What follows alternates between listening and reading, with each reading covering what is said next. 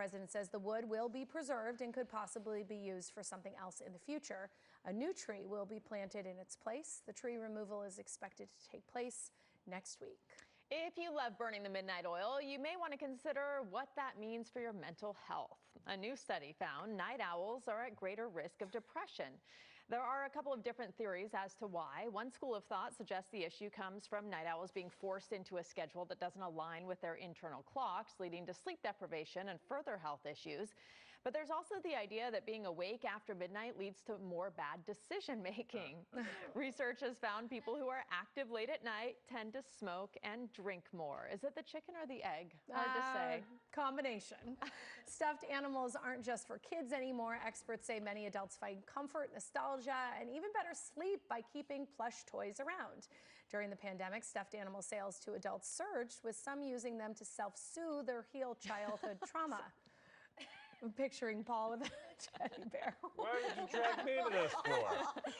Some therapists believe they can provide emotional support. That's a cute teddy bear. Reduce stress and even improve sleep quality. See? I still have my baby blanket in the house, although I don't sleep with it. Kcal News Mornings at 9 starts right now.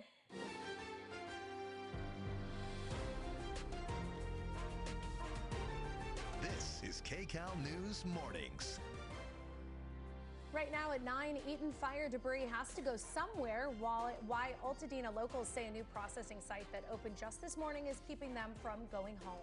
Plus, Americans are penny pinching in nearly every sector of their lives, except one, why people are still willing to spend on their four-legged friends. Because they're real cute. Plus, it's a fact that may knock your socks off, why covering your feet in bed may actually help you sleep. And let's take a live look outside. You see those raindrops on the camera there. Another gray day. If you haven't gone outside yet, you'll probably see some rain, some wetness out there. It's 9 o'clock on the dot. Good morning. You're watching Kcal News Mornings at 9. Today is Monday, March 31st. I'm Christine Lazar and for Jamie Yukas. I'm Rudy Bay-Shabazzi. Thanks for joining us. Paul and Colina are here with your next weather and traffic. And let's start with that rain. And forget about the rain for a second. If you sleep with your socks on and with the teddy bear, you're like getting 10 hours of the best sleep in the world. And weather like this makes you want to kind of just hang out at home and take a nap, or hibernate. It's not that warm outside. It's not going to be that sunny outside.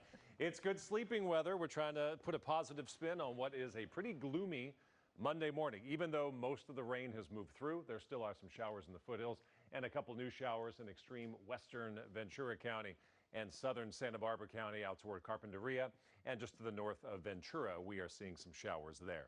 Lots of clouds. Even though the rain has passed through Long Beach, still have a few drips on our camera lens. If your car is parked outside, that's what you'll see as you look through the windshield this morning if you're heading out. And this is what you'll see in the Hollywood Hills, which is very little. It is mostly cloudy and 55 degrees. Showery Monday.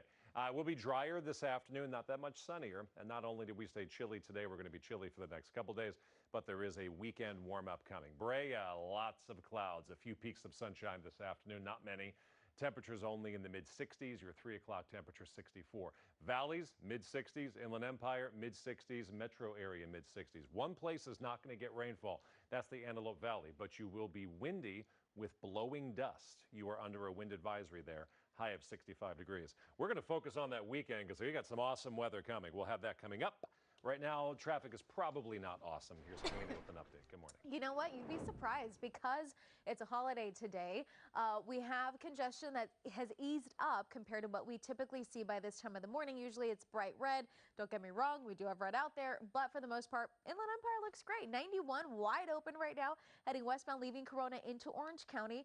The Cajon Pass, though, is still a mess. And then I do have this incident eastbound at 10 at Dudley, so just past the 71, trying to make it into Pomona. Leaving West Covina, we still have 3 right lanes blocked off there. Here's a Cajon Pass, though. On Mondays, it's always very busy, so today's no exception to that. Southbound side is slowing down about an hour and 9 minutes from the 395 to the 215. And the 91 again looks great, so just an emphasis on that one since we never see that. Here's a look at LA. The 101 is slowing down out of Woodland Hills this morning, or into Woodland Hills, I should say.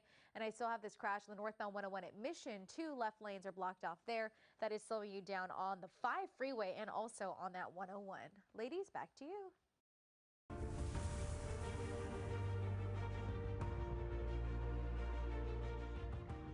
Crews are starting to transport and process fire debris at a golf course in Altadena today. Residents say the cleanup operation is preventing them from moving back into their homes. KCAL News reporter Tina Patel joins us live from Altadena with more on the waste site and the community pushback. Tina, good morning.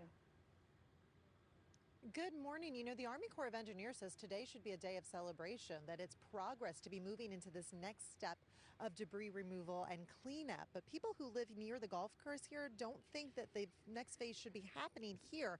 And I actually got pretty emotional about it this morning. Take a look.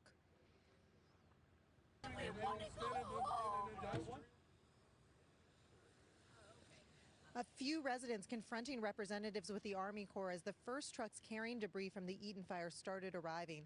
The Army Corps says hazardous materials have already been removed from the burned property and only clean concrete and metal that can eventually be recycled is being brought to the golf course to be consolidated and reduced in size.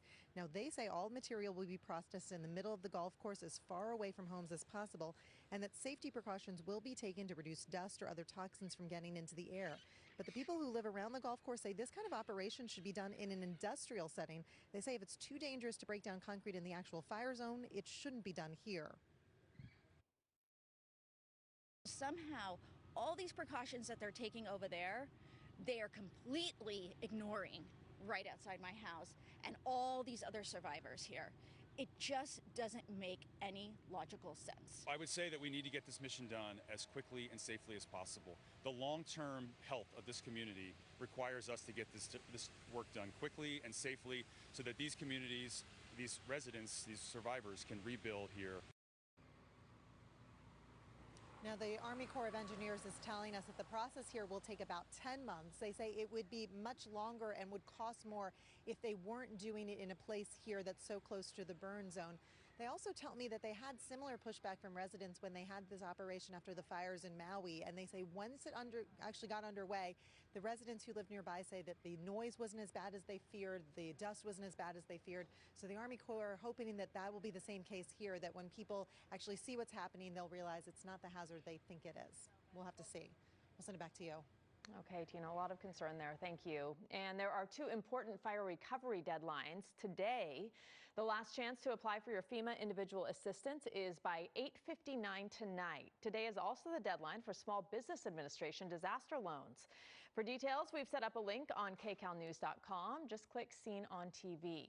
And KCAL News is committed to being there every step of the way in the rebuilding process. If you have a question, a news tip, or a story idea, share it with us by scanning the QR code or send us a message on kcalnews.com/tips. A hit and run involving a Lamborghini has now turned deadly. Assignment manager Mark Liu is at the desk with the details. He just got moments ago. Mark, what's the latest? Yeah, so Christine, it's a Lamborghini SUV. Police say the driver of that Lambo T-boned another car. A passenger in that second vehicle died. The Lamborghini driver took off running away. Now, this is a video from our breaking news photographer at the scene. That silver SUV, that's the car that was hit. Major damage on the passenger side of the vehicle. A woman in her 30s sitting in that seat was killed. The white car there, that's a Lamborghini. I believe it's called a Lamborghini Urus. It's a SUV model that Lamborghini makes. There's 3 people in that one. This whole thing happened just after midnight here at the intersection of First and Orange in Hancock Park. LAPD say after they arrived, they found a male driver, female passenger in the silver SUV that was hit. Both of those people were in critical. They were rushed to Cedars by fire paramedics. Unfortunately, the female passenger died. The male driver still in critical. A preliminary investigation at this scene indicates there were 3 people in that white Lambo SUV. LAPD says all 3 of them ran away after the collision. They're all on the loose. A crime scene now going up